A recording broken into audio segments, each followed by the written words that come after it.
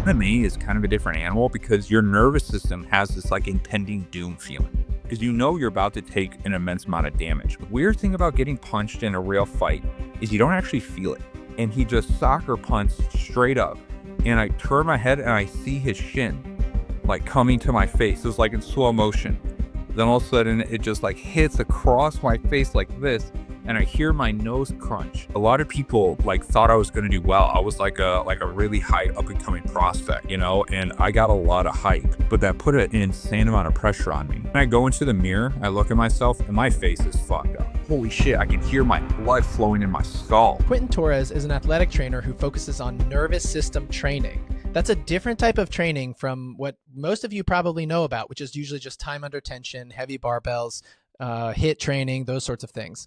This was pioneered by the Russians, actually, and they were trying to measure their gymnasts with their explosive power, and they developed this entirely weird training system that really can't be done one-to-many. You can't be one personal trainer and have 30 students in the room and train them on this because it's very specific and very technical. So he created an online system about nervous system training. He has a couple 100,000 subs on Instagram, and he really focuses on men over the age of 40. I've actually started using some of his trainings and found it really nice in the gym. A lot of it's focused on feet and getting your feet really strong.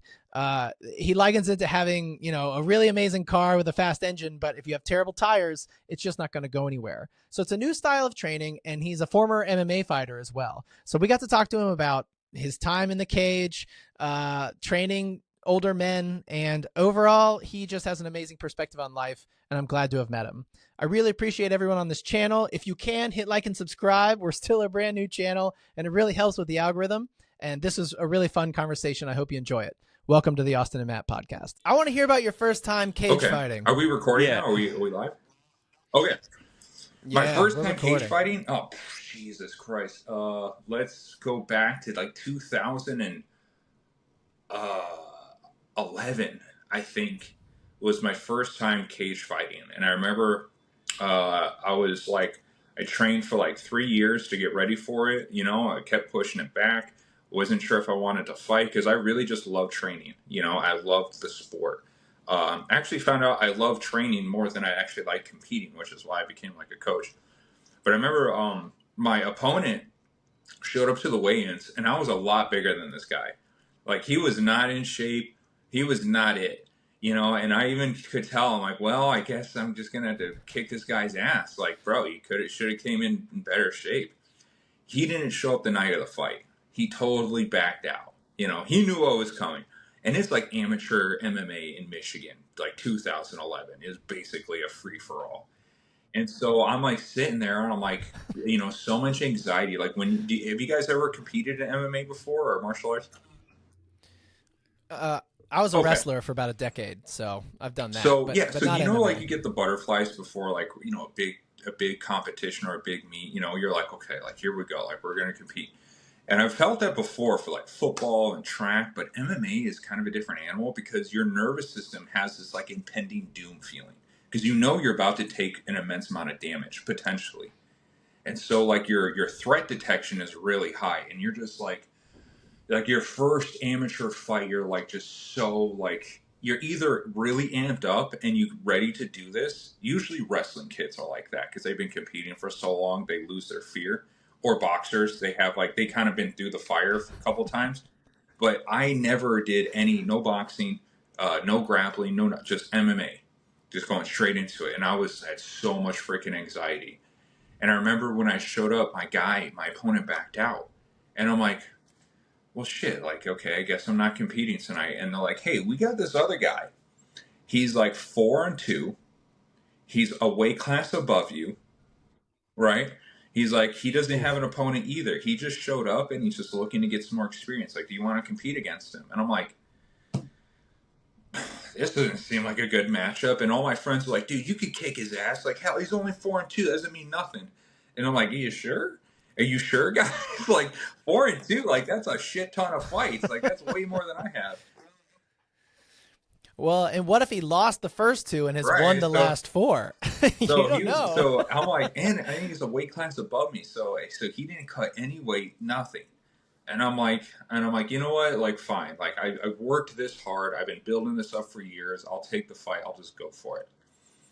And I remember when I got into the fight, he was a little bigger than me. He's a little taller. He's a little bigger. But I just like went for it, you know. And when you first do your first cage fight, the first thing I ever noticed was how hot it is. You know, like your skin's kind of like burning. Well, one, your adrenaline's going. You're like your vasodilation is through the roof. Like all your veins and arteries open up to supply your body with blood. You know, and because of the adrenaline. The second thing is the lights are hot. You know, I don't know if you guys have ever been on stage before. Like those lights can get hot. Like they'll beam on you. And I just remember feeling hot as shit. I started sweating immediately. And then I remember like I'm like getting myself fired up, like I'm in the cage, and I look at him, and he was pretty chill, pretty casual. And then he started like feeding off my energy, and then he noticed how fired up I was getting, and he started getting fired up. And I'm like, I don't remember what I was thinking after that. You kind of just don't really think until like the fight starts. And I remember the first opening couple of minutes, I was doing really good. Like I was moving around, I was landing strikes, I had good footwork, and I don't remember anything. I was on autopilot. And then all of a sudden, he kind of like he wakes up like a minute into the fight, and he just starts throwing punches. And the weird thing about getting punched in a real fight is you don't actually feel it. Not really. You can sense it. Like you kind of sense like you're like these flashes start happening. And then all of a sudden I remember like turning my head and I saw some blood come out like laying on the canvas. And I'm like, oh shit, I'm bleeding. Like shit, he's hitting me. He's like, oh, like you're trying to like, I never been punched in the face before, like full contact in MMA gloves. You're always sparring with like boxing gloves. It's a totally different feel with MMA gloves. And here's another trippy thing is when you hit someone, it does not feel like the heavy bag. It feels way softer, and I couldn't tell if I was hitting him. Like I would throw my strikes, and I was like, "Did I hit him?" But there'd be blood on his face. I'm like, "Okay, like I'm hitting him. Like it's happening. We're fighting, right?" You don't get that feedback, that usual Right. feedback you get from the heavy bag, where you just it stops your fist. You were kind of punching through Yeah, them and because you're it hitting is soft really tissue. soft, and you don't feel it on your knuckle. Like when you hit the mitts, like you hear like the pop, you hear the cracking, the resistance. With this, you don't really feel that, so it's really deceptive. You know, I almost couldn't tell. It was like, have you ever tried fighting someone in a dream and you just like you can't like do anything to them? It felt like that a little bit. And next thing I know, he's bleeding and I'm bleeding, and he freaking just starts storming me. Like his adrenaline really kicks up, and I was not used to that kind of like pressure. I started to panic a little bit, you know. And then he throws this crazy head kick. It wasn't really a head kick.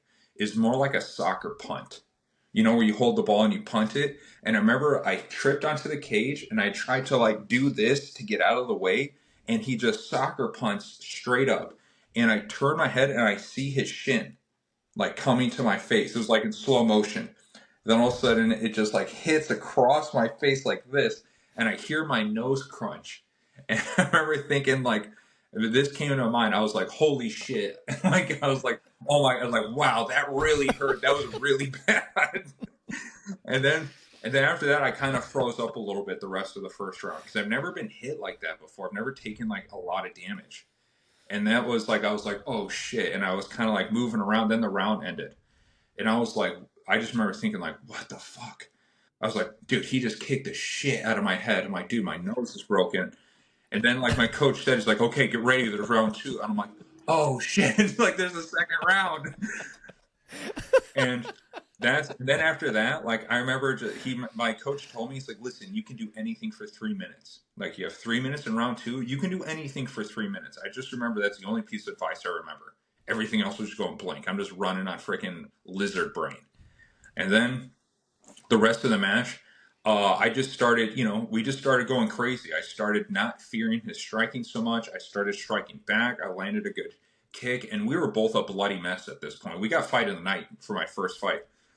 And remember landed a good body kick. Cool. He freaking landed good punches on me.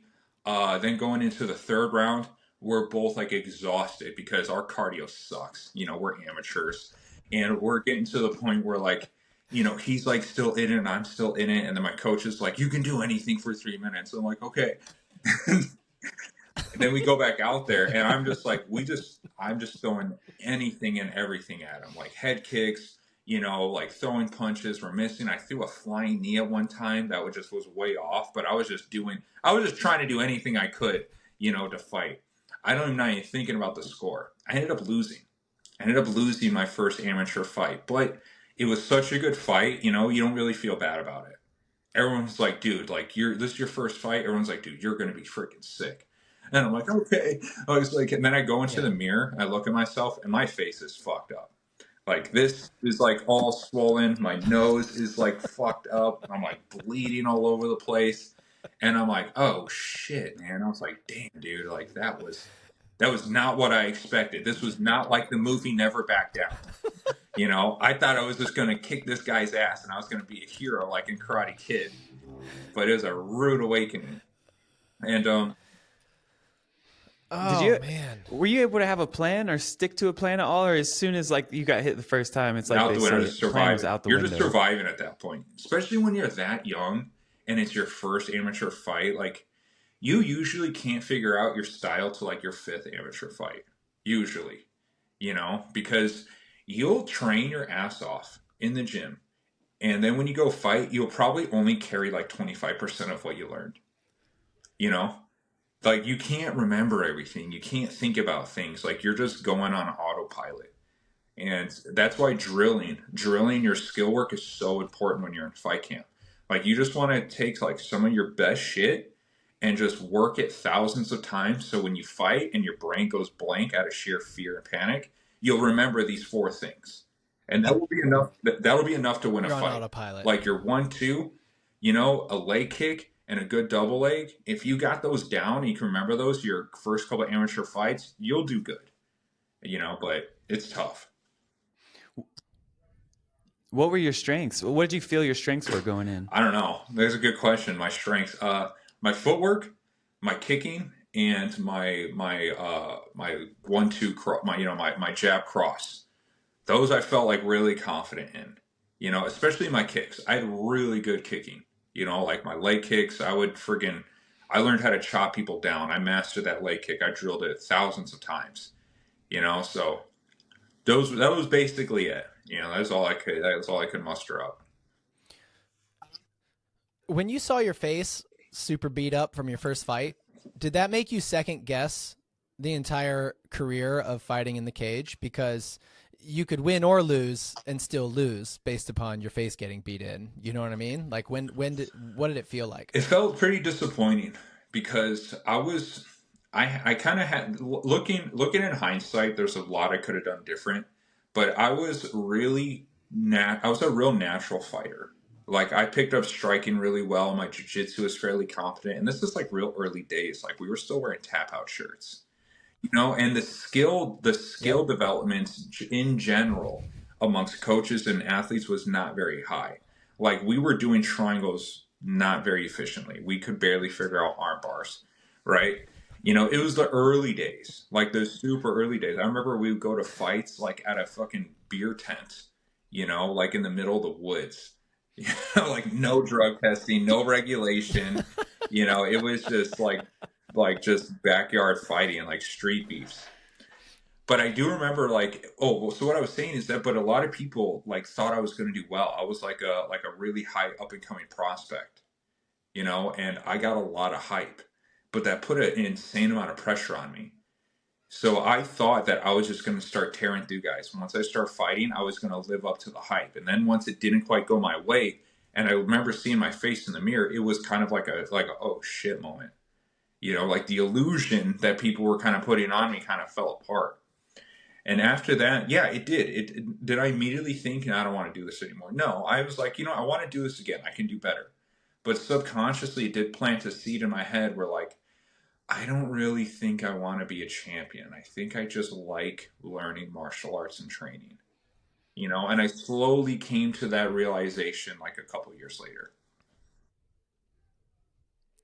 I think that's one of the things a lot of people don't understand by pursuing a career in fighting is that half of it is just staying healthy enough to continue. Like, one of the greatest things about Khabib was that he never bled. He never got hit. And so, if you keep not taking on damage, then you're going to have a very long career. But then we've also seen fighters who have incredible careers, and then they just get one bad beat, one crack to the head, one something, and they never come back. And your vehicle is permanently damaged, and so there's this accumulating effect from being in fighting, especially live cage fighting, MMA or whatever, for so many years, that it's, a lot of the great fighters just couldn't last because they just took on so much damage. There's the physiological explanation to that, where you're talking about, where like one bad fight, like too much damage in a fight, or a really bad loss can like permanently derail a fighter's like confidence and ability forever. There's actually there's an evolutionary mechanism to What is it? So I remember learning about this from like listening to Jordan Peterson. He's talking about lobsters, and how lobsters' nervous system runs on a similar chemical makeup as ours do. They run on dopamine and serotonin. And they did an experiment on lobsters where lobsters would challenge each other. They would fight for mating rights amongst their little like lobster clan or whatever they're called. And then the lobsters would lose, right? The lobsters that would lose the fight would actually start producing less serotonin throughout their lives. And it's a natural evolutionary response to discourage this lobster from putting himself under threat again. So better to stay alive and not reproduce, and to not risk damage to your body, but your genetics don't go forward. So it's a feedback loop. So the lobsters that don't win these fights, they don't reproduce. So only the strongest genetics go forward, but they at least stay alive, because life wants preservation as well, just as much as it wants reproduction. So what they did is they actually took these lobsters that lost, and they artificially inseminated serotonin back into their bodies. Then what they found out, the lobsters would stretch, they'd move around more, and they'd get back out there and re-challenge for mating rights with this artificial serotonin back in their system. Now our nervous systems run on a very similar circuitry through chemical response, and biological structure. And so what happens to fighters is that, well, two things. One, you can take a loss that's very devastating emotionally or neurologically, and your body goes through the same cycle. And this is what you don't see. You see it a little bit in that movie Southpaw with Jake Gyllenhaal. They kind of showed what happens like after a hard fight, the recovery, the slowdown. A lot of fighters go through a stage of depression that they kind of hide from everyone. And a lot of that's your nervous system took a lot of damage, especially after a loss. So your nervous system is starting to activate your freeze response. And it's going to lower your serotonin, and it's going to keep you in a state of freeze. Now, if you're in that freeze response for too long, it manifests into depression. Like, what are the signs of depression? Inactivity, don't want to get out of bed, you don't want to get out there and test yourself against reality anymore. You want to stay hidden. You want to stay in the cave and hide from predators, right? We call it depression, but it's just called hyperfreeze. Your freeze response is too active.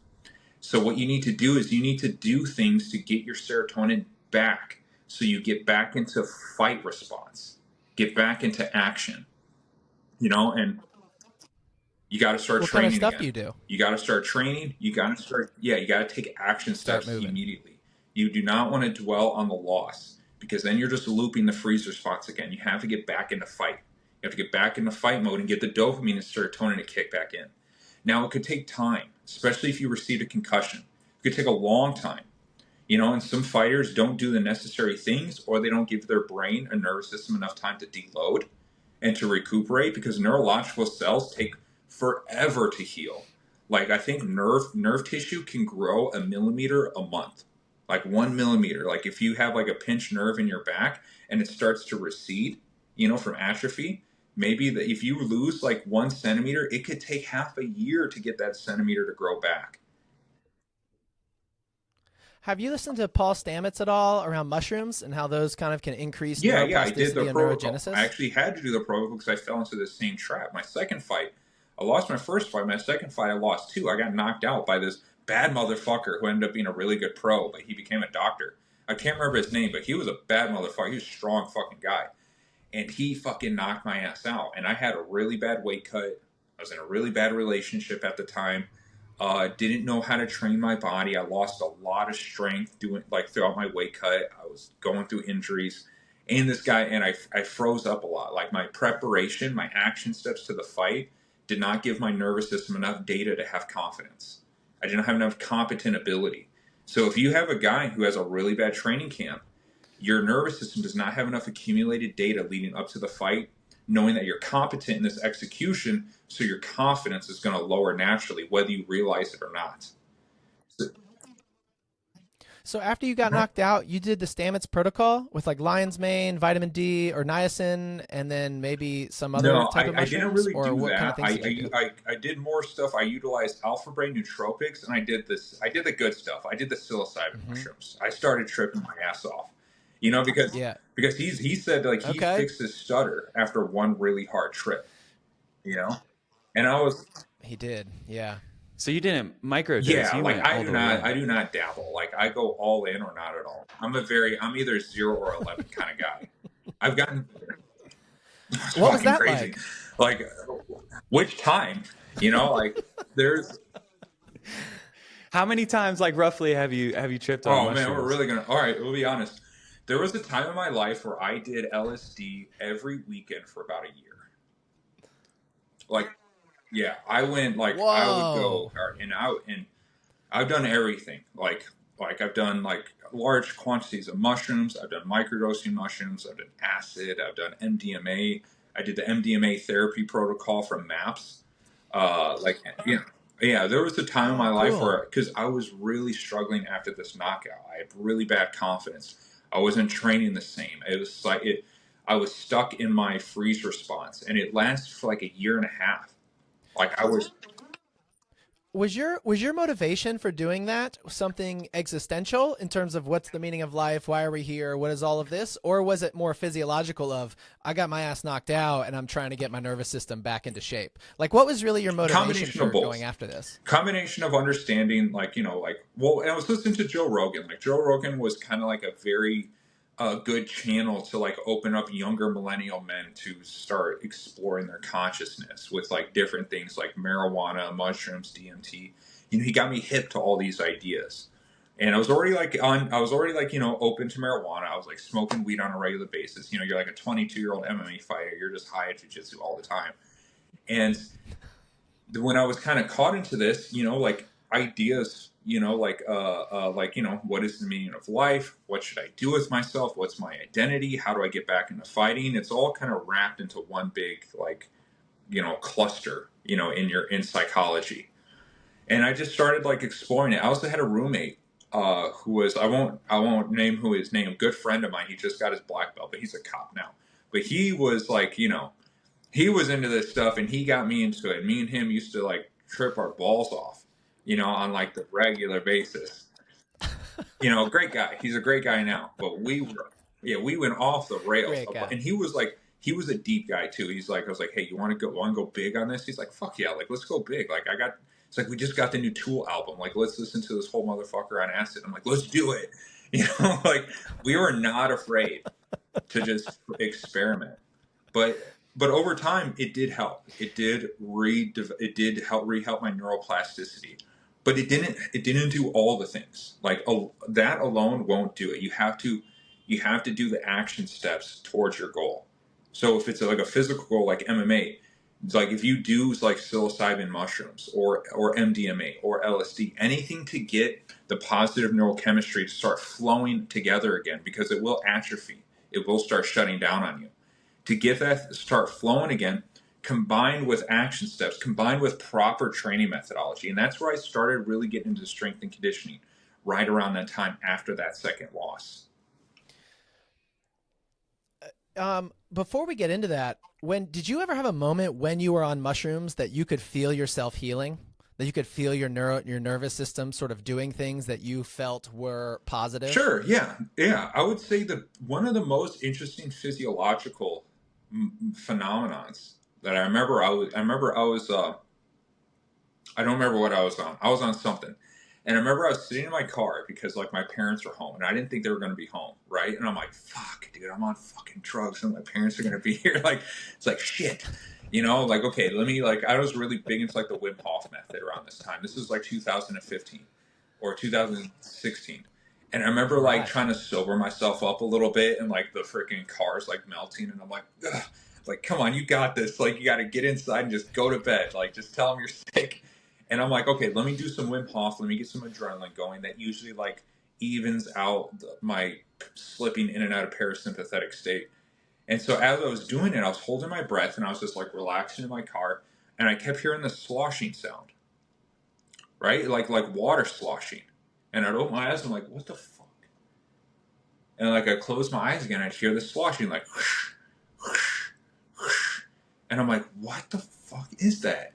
And then I started like, and I thought about it for a second. And I'm like, wait a minute. And I thought about Paul Stamen, where your eardrums are is like nerve tissue, and he talked about neurogenesis, like it starts promoting these areas of the nervous system start activating. More alkalinity, more electrical response, better cellular regeneration. And then I remember like hearing that on top of like holding my breath. So my nervous system was really high in oxygen. The electrical signal was really up. And then like I remember hearing the sloshing, and then it occurs to me like, holy shit, I can hear my blood flowing in my skull. That's what I was listening to. And I remember I went like this and it slowed down. And I went like this and it got louder. I'm like tripping my ass off in my car. And I'm like, oh shit. Yeah, I was like, I'm not ready to go inside yet. That's the artery in my neck. I was like, oh shit. I'm like, that's freaking wild. So that was the moment. Yeah, that was when I was like, incredible. Oh, okay, this is what Paul Stamen was talking about. Like and I had really bad hearing. Like I blew my ears out like when I was younger, listening to loud music and landscaping. Like I abused my ears really bad, and I'd always struggle hearing things. After that year, and I call it like my deep days, after those days, like my hearing's been really good after that. I kind of healed it. Yeah, man. That's incredible. Did you find a difference between LSD and mushrooms? Like if there was a young fighter who wanted to experiment with one of these, would you point him towards LSD or mushrooms? I would tell him do both. So mushrooms. So the reason you actually explore this a lot, I use ChatGPT to kind of like explore ideas, and I'll go off the rails with my AI, just have conversations like late into the night trying to figure out what life is. But I was talking about, so when you're doing mushrooms, the visualizations you get with mushrooms come from a different part of the brain, where older information on like ancient symbolic natural language comes from. So you'll see things that are a little bit more like pixelated, a little bit more like less like geometry and more like ancient tribal scripture, like cave painting textures. Very primitive. It's almost like an older language you're interfacing with, and you'll see that on the wall. Now with acid, because it hits a different part of the brain, and it also makes the brain think slightly different, it'll create more of an artificial geometrical structure. The AI kind of explained to it like acid gets you in tune with the artificial consciousness, and mushrooms get you in tune with the primitive consciousness. And so when you're on acid, things will be more like you'll see more like perfectly geometrical artificial shapes, kind of like a snowflake. Very complex geometry, very very grid-like textures. Kind of like looking like in the background, like the artwork in the background of your wall kind of looks like a bunch of computer hard drives or CPUs or something like that. Yeah, so you will kind of see textures closer to that. And you will start thinking, about like outer space and, like what is technology and why do we think about money? Money's not real. It only exists in our minds. You'll start thinking about ideas like that in the meta plane, right? In the material plane. When you're on mushrooms, you'll start thinking about like, well, why am I attractive? Why do I like looking at tits? Like what is my hair? Why do I care about my hair? Like, why is my breast? You start thinking about things that are more primal about your consciousness. And the visuals kind of correlate with that. Not only that, every time when you actually do these things and you see these visuals like go in and out of like these textures and grids, what you're doing is you're throwing off the pipeline of how your brain filters in light to create images. Through your eyes, gets processed into your brain. And there's several layers to this, like layers of a camera. And when you take these drugs, you're throwing these layers out of order. They're functioning off. So when you look at something, like when you look at the table, right, you actually will, for a split second, you can start to detect this weird mechanism where your brain starts mapping out outlines of geometry in 3D space. And then you'll start to see these patterns start flowing in and out of the textures. And the patterns aren't flowing. The blood is hitting your eyes, trying to recuperate new images, because we need fresh oxygen to hit our eyes to take in light to function, right? So the world's not breathing. Your circulation is making the world breathe. So the distortion pipeline is getting messed with. That's interesting.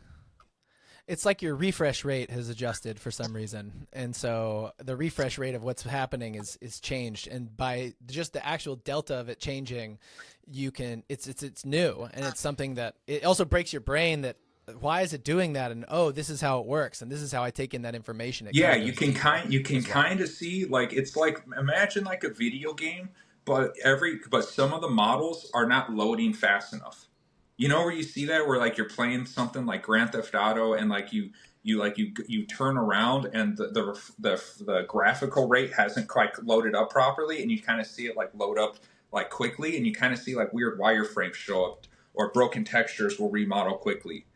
That's what's going on in your brain, because what you're not actually looking at anything. Like, I'm not looking at you right now. I'm actually looking at a 3-dimensional projection in my brain. So that's really, so when you're taking these drugs, that projection starts getting fucked with, right? And you start seeing the layers of how this projection creates an image, and sometimes a layer misses, you know, and it looks like and you can see like weird outlines around the eyes that you never noticed before, right? And then all of a sudden, like, you'll go like this, and now it looks like a little bit normal again, you know. Or even looking at faces, there's like certain areas of the face that you'll really start picking up on when you're tripping. You're looking at people and you're like, you know, like, is he mad at me? His eyebrows are moving. Like, are these like, you start, the code starts breaking in your brain. The simulation starts fucking up a little bit. So after doing psychedelics for a year, what made you stop? And do you think that you took away any sort of deep truths from it, or that it materially changed sort of you or your path? Yeah, man. What was the first question? Because I want to make sure. Why did you stop? Because you were so consistent for a whole year, and then you stopped as high a frequency. So what really made me stop was one, I was recognizing that it was making me too emotional. You know, because it's like because there's other qualities that I wasn't getting to tap with that were really affecting my life in a negative way, like stoicism, masculine energy, duty, accountability. And you'll notice guys that kind of go too deep into the drugs. Like, if you look at hippies, right? If you stereotype them, if you do like the pattern recognition of that kind of behavior, they really lack a lot of these masculine traits. They're really low on responsibility. They're not quite as accountable. They're not, they can be very lazy. Like, these are stereotypes that come with like psychedelic drug culture, in the most part. And I noticed I was leaning too far into that. Especially as I was getting older, you kind of want to reflect on your identity. Like, what do you want out of life? What can I do? What do I want to build? If I'm constantly getting emotional, like getting upset about my ego deaths to try to figure out like what is life, I'm not getting work done. I'm not feeling the progress that I want. I'm not building to anything. So that was one. The second thing is really affecting the dynamics with women. Is making me too emotional. Like, they want someone who's going to be provider, security, stoic, that can keep their shit together. And after a while, like when you're doing these and you have too much serotonin, too much oxytocin, too much of that neurochemistry, you become a little too like soft, right? You become a little bit too forgiving. Sometimes you need to have that, you need the shadow to stay in your life to help you fight off predators.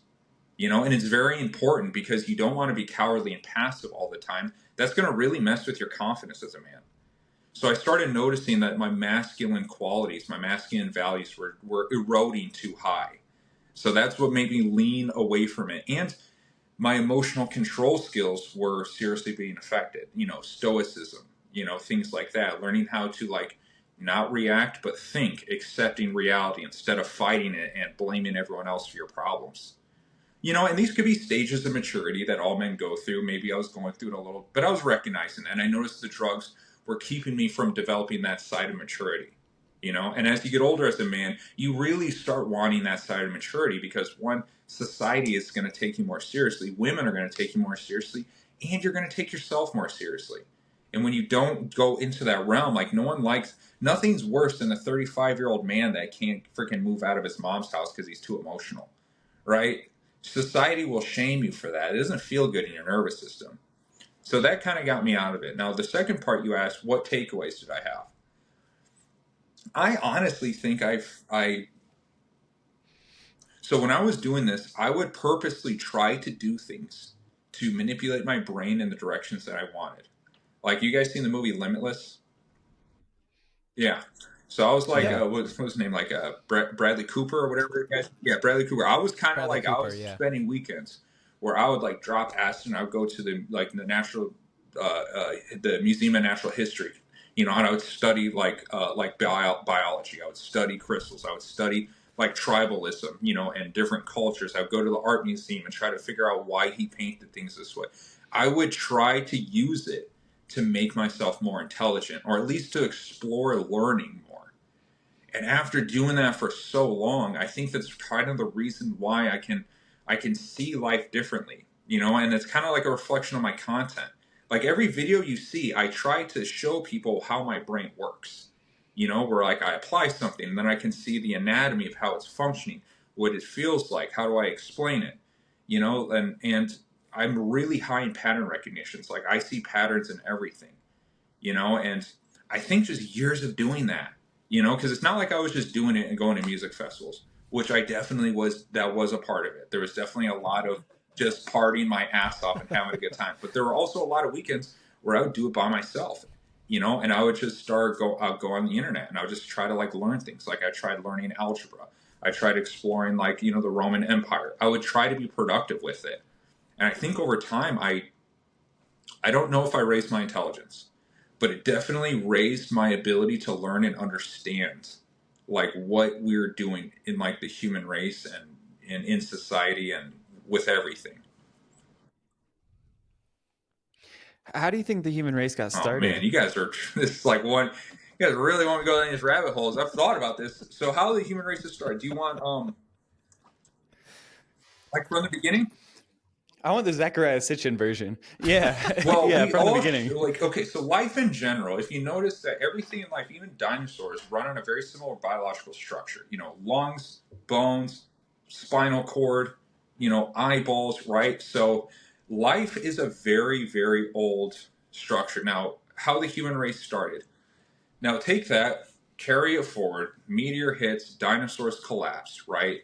Mammals start to overtake like the planet, sea creatures, and that's like a new form of life where our thermodynamics are a little different. Like a dinosaur is mostly a cold, warm-blooded hybrid, but they require an insane amount of raw calories all at once, but they can make that last for a really long period of time. Like a snake only needs to eat once a month. We are more warm-blooded, so we're going through our thermal energy so much faster. But it also helps us reproduce from within inside the body.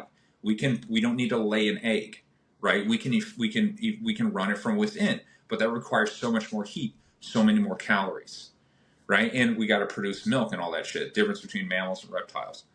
And so as that kind of progressed over time, that different mammals started taking on like different structures. You know, you have like sea creature mammals, you have like, you know, hippos or hippo weird pig hybrids eventually evolved into whales. You had like mammals started to evolve like into trees, and then like natural selection starts taking place, where every once in a while you'll see something like a dog will come out of a litter that will be slightly different, you know, or one species will mate with another subspecies where the chromosomes are close enough where they can make it happen. Like, that's what's happening with the coy wolf right now, where wolves are now fucking female coyotes because they're freaking outperforming the other like male coyotes. These big ass wolves, you know, the female coyotes like, yeah, you're way better. Like, you're gonna last.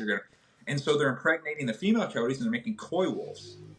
So it's a new species that's being developed right now. So there's a bunch of different ways species can evolve and branch off into these different like structures. Now with human beings, somewhere around before the Ice Age, they started developing it became more of like a jungle terrain as like the continents were dividing. There's no longer Pangea. And so they were all these weird sort of like primitive primates started popping up, right? There were a huge amount of different monkey species, primate species, like thousands. Like we've only been able to discover 1% of them, but there were all sorts of different types of chimps, all sorts of different types. They probably weren't in orangutans. There's something completely different, like Gigantopithecus, the giant, like 15-foot orangutan that people think is Bigfoot from Central Asia. There were all sorts of different kind, and a lot of them just died out. Now, the majority of them started dying out. Some started to evolve, and every once in a while, some would start to readapt a different feedback loop. Like, let's say using like primitive tools. Right? One group of these primates started using tools, started to evolve it more and more, and then eventually they carried on that trait. That's how orangutans learn. Like they see what the other orangutans are doing, and they have photographic memory, so they'll mimic it until they understand it. Like that's how they carry information. Do you ascribe to the stoned ape theory? Because these mushrooms seem to do something to our brain, and it seems to match like the puzzle pieces, and so. Where our brain size doubled in like 200,000 years or whatever, and it seems very unlikely without something like that. Do you think that was a part of it as well as how this evolutionary sort of process worked? Was there was some sort of psychedelic plants being that's what helped us evolve language. That's what actually gave us the ability to take data and say it out loud and carry it from one person to the other without body language. Because these psychoactive drugs really hone in on the parts of the brain that are responsible for language. Even like my girlfriend, who is not very linguistically skilled, like her ability to conjure up words and explain herself, the more she started doing it, her speech ability really started to improve over time. And that's a huge advantage, if you can actually say how you feel instead of us having to like look at you and guess how you feel through your body language, I've never heard of a woman not being able to say what she feels. She can say it a lot better, but it's not. I would say the accuracy is still off. Now it's just better. It's just better. Still imprecise. Not really true. You know what I mean? The womanese is just crafted a little sharper. But when you talk about the evolution, I think that there's probably a lot of violence going on because, you look at the animal kingdom, a lot of violence. And humans nowadays, it seems like we're getting to the point where some people are suggesting we don't need violence anymore. Like we can get rid of that out of our genetic expression or whatever. Do you think that violence, even let's say if we move into a peaceful world, do you think that like demonstrations of violence or practicing martial arts, things like that, will have a role in a future of humanity 100%. as it goes forward? Like you can never remove violence from human beings. Like that's part of the reason why our skulls are so thick.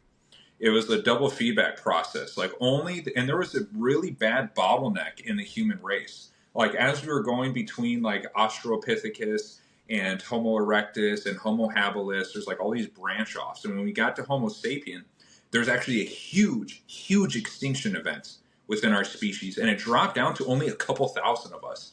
And it stayed that way for like 3,000 years. We're on the brink of extinction forever, and only through a very strict bottlenecking selection process did a lot of us who were able to speak well, see well, communicate, and have the thickest skulls, because we have upper body punches. This is how we compete for mating rights. Like deers lock horns, bulls will rams will collide heads. We punch each other in the face. That's why males have more upper body strength, so we can compete. Amongst each other. But every animal species, when they compete, it's a cancellation process because you don't want to compete to kill. You just want to compete to beat them. So it's hard to kill people with your bare hands. It's really difficult. Like you really got to punch the shit out of someone. Well, and to that point, I think the statistic is less than 10% of all males in nature ever procreate. And so I think that's so interesting versus humans where we think, every guy and girl should match up and make babies, or, maybe because there's 50% and 50%. In the animal kingdom, it's less than 10% of all males ever actually procreate because of this sort of selection I think it's like 40% of all human males that have ever lived have procreated. The other 60 have died through some sort of means, or they just never could. They could never compete, and so And so what I was going to say, so it's kind of interesting how this ties in. Now, because of the upper body punches, because that's our natural way we compete amongst each other before weapons started taking place. That's a whole another conversation. Is that if you look at most primates, the orbitals around their skull are not reinforced with bone. They actually come outwards. They're external. Ours are internal, and we have all this hardy bone around our head, which kind of promote it. And if you look at a primate skull, the forehead is actually flatter. It doesn't come out. And so the more males that have been able to compete well, that can hunt well, that can see well, that can talk well, after and we're talking thousands of years, guys, we're talking hundreds of generations. This takes a long ass fucking time. But the males that can withstand more blows to the head more efficiently, more bone starts to adapt. Those males live, and every generation the skull got more protruded forward and forward and forward, which also made space for the prefrontal cortex to start growing more.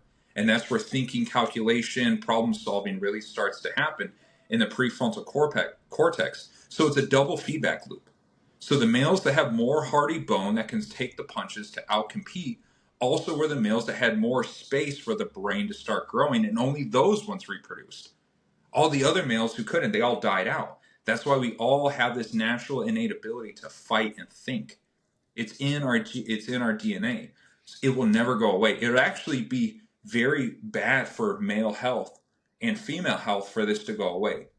So what we need to do is we need to actually move away from war that creates fatality and get more into competition that keeps people alive. And I think there's a reason. Well, there was, because right now it's not going in that direction. But if you look at the rise in superpower warfare, dramatically started to decrease the moment real heavy martial arts competition started to increase. Because now we have a space where males can compete in a way that doesn't equal death. They can survive. And you can compete again. You can redeem yourself. So there's a feedback loop where we have a space to express this. Now, when you get into war, that's a whole nother crazy, complex sort of issue that I haven't quite fully understood. But the answer is, will it ever go away? No. Violence will never go away. But can violence be controlled in a way so more of us live? Yes. That is the way, as Mandalorian said. That is the path we need to push things towards, because that's how we have world peace. Just like that's how we have horror movies. Why do we like horror movies? Why do we like movies where people are getting their heads cut off and, they're interested, Saw, the guy's cutting his arm off, because it represents an artificial expression of experiencing gore and horror, which is a huge part of our lives before modern society showed up. We were gutting deers. We had to kill other rival tribes. Experiencing grotesque gore was just a part of being an animal. But now we don't experience it anymore, so we need something to see it, to get that reward mechanism satisfied. Do you think there's other sports it's funny, I went through a similar period that you did where I was on psychedelics for a long time. I found some similar conclusions that you did where I was getting really soft. I actually started listening to David Goggins. That's one of the things that kind of pulled me out of it. And to get back in touch with that side of myself, I got into long distance running. And I've wondered a lot, is long distance running giving me at all the same thing that rolling around in jiu-jitsu would? Do you think there's other ways? I guess, what would your preferred way be if someone was going through something like that? What's a good practice to get in your life to start re-engaging, I guess, the epigenetics of needing to feel a little bit of violence? Jiu-jitsu is good. Jiu-jitsu is a really good outlet. Running is a good start. Running is a really good start because running actually is a very psychoactive effect. It's kind of psychedelic in itself, and everything we do is a feedback loop for how that has a primitive biological connection. How many times have you guys experienced this where you're going on a long run and you're about to reach the end of your run, but your legs are burning, but there's this weird state your mind goes in to like not give up, like keep going, like don't fucking puss out, and like you start thinking about your childhood and all these memories start flooding, like your whole identity starts getting challenged all at once. Well, yeah, well Every weekend, man. that Every feedback weekend. loop exists because only the males who can conjure up that type of thought process were motivated enough to not give up on the kill, because we're endurance hunters. And when you're chasing this thing down and your fucking feet are bleeding and your knees are killing you, but you haven't eaten in 5 days and you have a little baby back at the cave that hasn't eaten in 2 days, you start thinking about everything like, what am I going to get this? Am I not going to get this? Am I going to puss out? My family's dependent. Your identity starts going through this weird process, and that still lives inside of us. But the thing is, we don't know why it exists. We just live with it. We just deal with it. But it's a feedback loop to make sure we get that fucking kill, so we can get the calories back to the woman, and it's very important that we respect that and we harness it and we train it. So running is a really good start. Well, I think that brings up a really good point. Is it's almost just like accepting our biology and accepting that when you do something like that, it has a cascading effect of positive health benefits physiologically, because that was the method of how it worked however many thousands of years ago or even 100 years ago. And maybe we don't have to do that now, but that doesn't mean that feeling that way doesn't have great physiological effects, and it doesn't mean you can get them any other way. For thousands of years, that was the only way we could get those effects, was running until our feet bled to get the kill, or fighting, or those kinds of things. And so creating synthetic ways to do that in sport and competition, in races, whatever, seems to have, to your point, it should have a lot of cascading It's a feedback physical loop. benefits. The harder you work, the more your body adapts to the stress. You regenerate your cells, you become stronger, so you can go out there and re-engage in that feedback loop. And it's like a never-ending cycle. Everything in life, everything you do, from what you think about to everything, is all to promote the feedback loop of survival. Everything. And the biology will force you into that feedback loop, even if your brain isn't smart enough to understand what you're even doing. Think about attraction. Like when you find someone, you don't know why you find someone attracted. It just happens to you, right? It's your nervous system just manipulating your will. So you got to respect these things. And this is this is the biggest separator between us and other animals. We were the first animal to artificially create our stimulus. That's the main divide. We can artificially stimulate ourselves. Most animals have to rely on the environment and other things coming at them to stimulate their bodies, whether it's through fighting off a predator, trying to feed their young, trying to collect fucking sticks to build a nest, whatever it is. But it's all an external feedback loop. We were the first ones to start artificially stimulating ourselves through tools, through fire, through clothing, through all these other means, through language, through cave paintings. So we created our own feedback loops instead of waiting for the environment to create a feedback loop for us. That's a big separator between us and animals.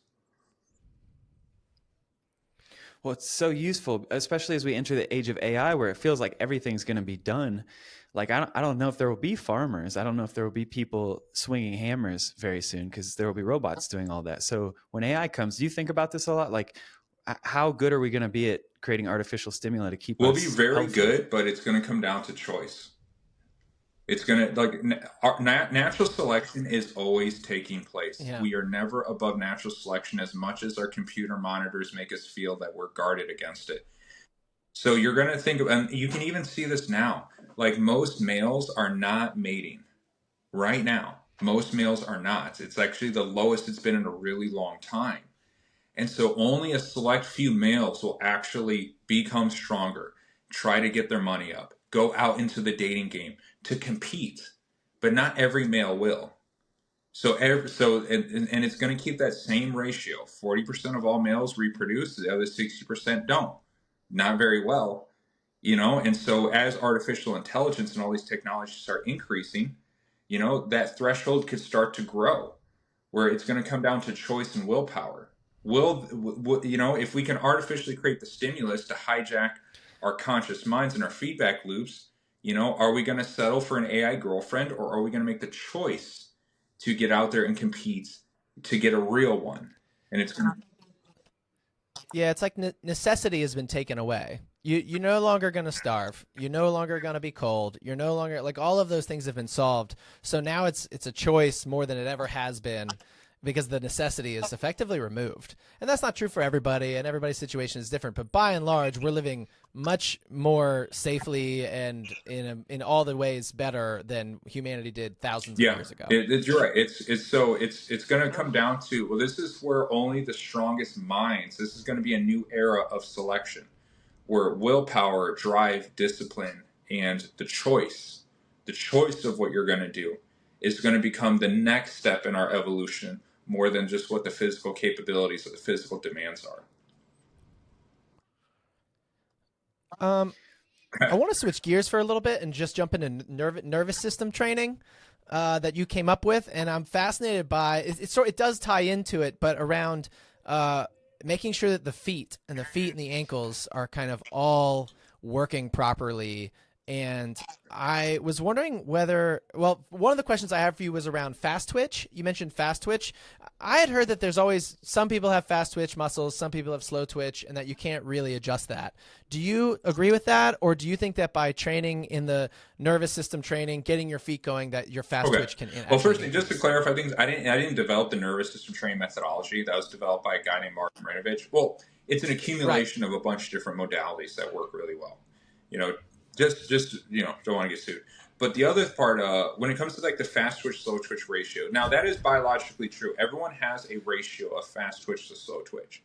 Like if you look at someone like Uriah Hall or Usain Bolt, very high in the fast twitch muscle fiber genetically. But if you look at someone like Nick Diaz, he's very low in the fast twitch fiber. Now the idea is you don't grow more fast twitch, or you don't grow less or less slow twitch. You take what you do have, the fast twitch ratio you do have, and you try to hyper accelerate that and have that signal, that neurological signal, become the most dominant part that your nervous system goes to. So it'll signal you what fast twitch you do have first.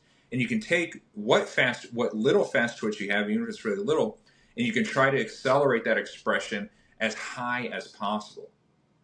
And that's really...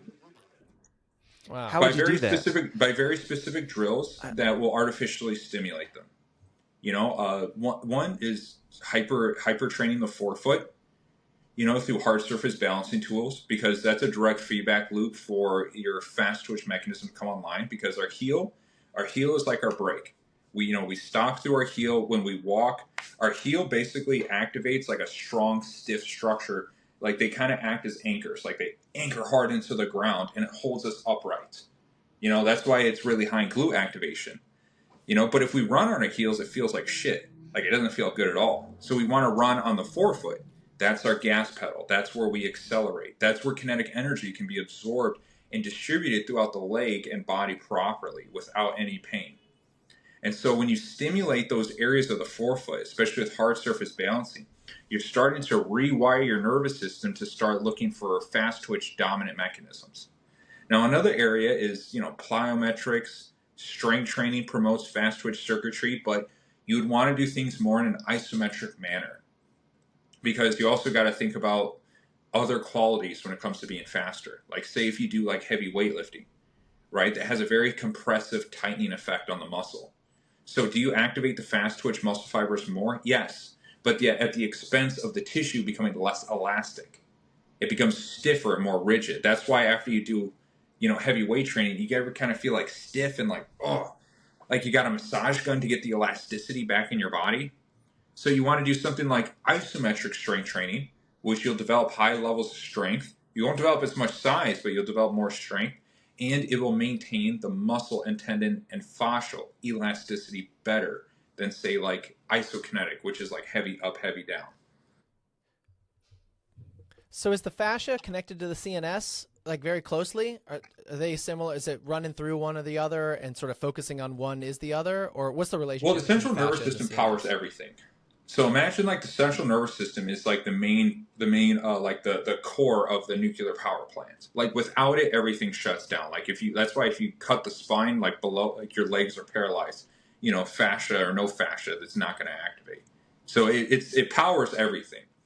But in the fascia actually runs a signal in tandem with the central nervous system, with the spinal cord, right? They're fused. It's all fused together. Like, you know, nothing operates separately. Like your bones don't operate separately from your nervous system. Your fascia doesn't operate separately. It's all like blended together, right? You know, but we're bilateral thinkers because of our right and left hemisphere. We're like right, left, blue, green. You know, like we think that way. Fascia, nervous system. But think of it all as one efficient unit. Now, what the fascia does is the fascia has neurotransmitters built inside, so it can maintain a level of communication and a level of memory that can feed back into your muscles and into the spine.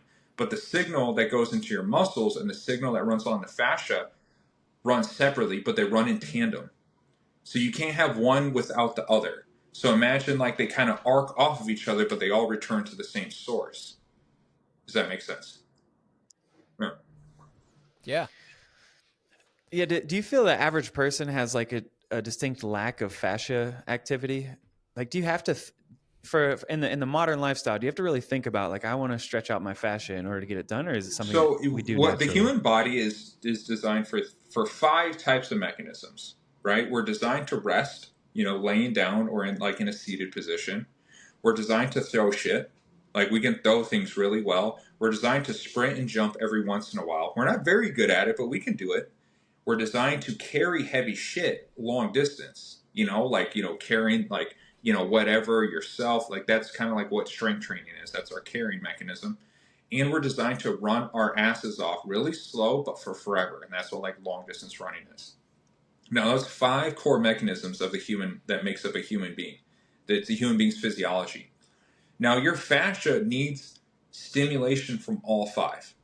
It needs to rest. It needs to run long distance. It needs to sprint, jump. It needs to carry heavy things. And it needs to, wait. It needs to what? Throw shit. Yeah, it needs to throw shit, right? So, so if you're not doing training stimulus to hit one of those, if maybe you're just doing all heavy carrying and all resting, right? Or you're just doing all sprinting and all heavy carrying, and you're leaving out these other mechanisms, your body's going to start developing deficiencies. You know, because our natural evolution, all these mechanisms were being challenged constantly. You know, it was like a nonstop feedback loop. And now we can choose which stimulation hits us. Now we got to artificially recreate that. So if you're lacking one of those, like let's say you just do heavy carrying, like weightlifting, and you do resting. So you just weightlift, you just power lift, but you rest, but you don't run, you don't sprint, you don't throw shit. Right? You don't involve yourself in sports. You're going to start running into issues. You're going to start running into deficiencies. And if you try to re-enter one of those mechanisms, you can seriously fuck your shit up. You can pull a muscle. You're going to move like shit. You're going to lose those qualities.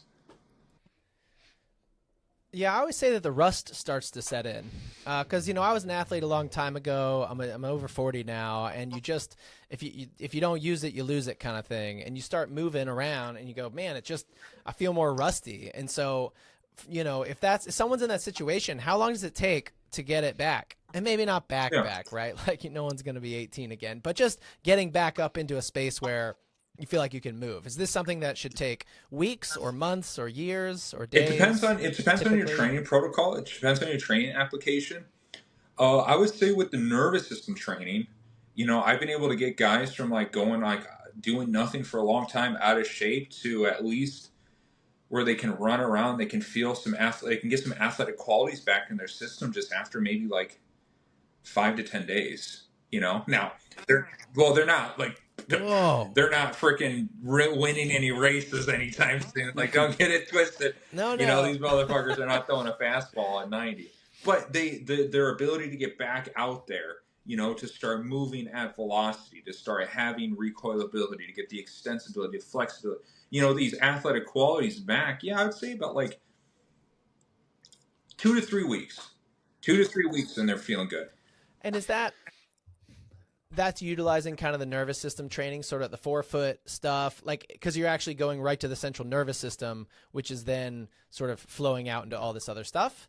Is that kind of the idea? Much more so than kind of starting with squats and deads. And well, we start stimulating all these 5 mechanisms. You know, hey, you're eating your sleep right, or you're sleeping good. Okay, let's do a little cardio. We can't run. Get on, you know, elliptical machine. Get some aerobic energy. We need some aerobic capacity. The ball work methodology, that's where you see like these weird hand weight stuff that we're doing, right? That's throwing mechanism, elasticity mechanisms, fascial hydration. Then we have things like, strength training, isometric strength training, plyometric strength training, retraining and rebuilding up the feet. That's a big one. That's the main one you want to hit first. You got to get their feet strong again, because that has a cascading effect for the rest of the body to fire the hell back up. And you start doing with the nervous system training, we're hitting all these mechanisms, right? Well, except for like the sleep, that's like not a part of the training, but we're hitting all these other 4 qualities, right? And once you address every single quality and give it a good stimulation, you'd be surprised how quickly the body can just start coming back. The problem is people will just hit 1 or 2 qualities that are completely, they'll just hit like the heavy strength and they'll hit the cardio, like, okay, I'm ready to sprint, and they blow a hamstring out. Yep. Do you think that do you have any opinion on kids these days? And do you think that doing some of this foot training exercises and the forefoot and kind of getting the CNS going would help kids? Because I think they're much more sedentary than ever, right? Their screen time is 10, 12 hours a day, and so it seems like for them to be able to, maybe that's part of the whole thing about being a kid, is outside running around and everything is always stimulating the feet to kind of be stronger and to give them that sort of base. Yeah, 100%. Yeah, dude, fuck yeah. Like I used to train a lot of youth athletes. Like I think I had like over 100 youth athletes go through my program when I was training people in person. And I would see it over and over again. The best athletes had the strongest feet in the kids group every single time. Wow. It was like clockwork. And you see they had like big, strong, like meaty, thick feet. Toes can open, like the tendons would pop on the top. And you see some kids that have like these weak little bitch feet, that are really soft. The foot arch isn't very strong. And they would be struggling, man. They would be the slowest ones. Their knees would be bothering them. So getting your kids' feet stronger gives them such an advantage in how they move, how well they can coordinate their bodies, their reaction time. Not only that improves the building blocks for how their geometry is going to shape into their adult bodies. And it's the most underlooked area, in all of training. No one ever talks about that. And if they do talk about the feet, the modalities are so freaking weak. I hate to call people out, but toe spacers are not going to do it. That is not enough stimulus. Like, think about it. Like, imagine if like we just did like toe spacers. People think, oh, this is strengthening my feet. Like, no. Like, to strengthen a bicep, like you need to put like hard freaking tension into it. You got to get those cells. You got to get that DNA to fire the fuck up. You got to do the same thing at the feet. You can't be passive, because our feet can take abuse. Like, think about it. Our feet are hitting the ground all day, every day, constantly, nonstop. Like, our feet are very durable, so you got to hit them hard with like really intense, foot modalities. You do that for the kid, man, it blow these other kids out the water, no problem. What are some of the activities? What are the exercises that parents should be having their kids do that you think are just at least low hanging fruit for starting to work out their feet better? Have them sit on the ground, crunching towels with their toes. That's super easy, super simple. Get them on slant board training. Like, get a piece of wood, 2 pieces of wood, create like a small ramp that's like 2 to 3 inches high. Get them balancing on that with one leg on their forefoot, all different angles. Something that's really going to leverage strength, and cellular regeneration. Also the PVC pipes. Get 2 PVC pipes from a hardware store. For a kid, you probably go on like 3x12, so 3 inches diameter, 12 inches long, and start having them like balance on one foot on the PVC pipe. Start like having them roll like a log, like they're on a log. Like, just do different things to stimulate and stress their feet out. Like, it needs stress to like become stronger. Like those modalities alone, messing around with those things, doing it on a regular basis, dude, you'll never see a kid improve faster. Like, I'm talking about like 3 to 4 days, they're hitting a baseball better. Like, they're sprinting better, they're jumping. Wow. It doesn't hurt their knees when they land anymore. The improvements are just, people have no idea what they're missing out on. Yeah, you got me thinking a whole lot. I think that the feet are one of the most underappreciated sort of areas to focus on, because to your point, if you got strong feet, it transfers power all the way up into everything else you're working on. And if you got soft feet, then it doesn't transfer power as much all the way up. And so you can see huge improvements all around the board by focusing Yeah, on I feet and use get the those car going. analogy. I always tell people, think of your body as a car. Like if you have a car and you're going to put it on a racetrack, like why would you have your tires flat? Like that would be a horrible idea. People are like, fuck that. No, get them air in those tiny good tires. Are you crazy? But when we think about our own bodies, for some reason, we don't really think about the logic when it comes to that. You know, probably because we're not taught to. If you're someone that has like a desk job or you drive a lot, maybe you're a truck driver and you don't have like a lot of time to work out, your life's not designed around working out right now. If you had to pick like one or two exercises for adults in that situation to regain some of their athleticism based on the 5 different areas of stimulation that you know the body needs, what would be a couple of exercises to add? Like 1 or 2 exercises? Yeah, let's say there's not a lot of time to add in exercise, but we want to go step improvement from where they're at. Probably. Oh man, if I'm only limited to 2, Jesus. I don't think it can be done. I don't think it can be done well. I would say if you don't have time, Oh. fucking carve out time. Wake the fuck up. Get up at 5 o'clock in the morning. You can find time. Anyone can find time. What's the minimum? How many I exercises? would say 5. 4, Like if 5? you just had, let's say, body weight exercises, right? Where we got no equipment, like running, sprinting, squats, handstands, and what was the last one? I'd probably say the lower core hold, lower abdominal hollow. You know, that's going to hit your entire front core, you know, pretty well, and you can always just twist to hit the obliques. I would say those things will give you the most well-rounded, you know, the handstands will hit the upper body strength, keep the shoulder blades together. The running and sprinting will give you your aerobic. It'll help develop some muscle mass and fast twitch. Squats, of course, you know, strengthens the legs. And the hollow hold will hit your entire core. And you can always shift your body weight to hit these other core muscle groups. You know, that would be a good start, you know. But the reality is, and there's another paradigm shift that I try to teach people, especially some of my new clients, who they say, "Oh, I don't have time." You got to make time. You have to make time. Anyone can find an hour, 45 minutes to an hour. You got to make the time, you know. And that probably is going to have to come expense out of something. You know, you might have to spend a little less time with your kids. You might have to do it. You might have to spend a little less time with your wife, which honestly you want to anyway. Let's keep it honest. You know, give it 1,000. You got, because if your body breaks down, you know, in your busy life, like everything starts and finishes with the body. It's the only thing you'll truly ever own. You know, all, like our clothes, our money. When we die, none of it comes with us. The only thing we start with is our body. The only thing we're going to leave with is our body. So it has to be number one. You know, and if it's not, you know, your life is you're never going to experience all the qualities of life as well as you could if you're in a weak vessel, you know.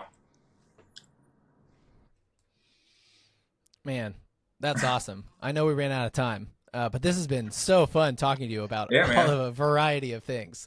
Thanks for taking some time to talk to us. This is great. You got me thinking about my feet, my kids' feet.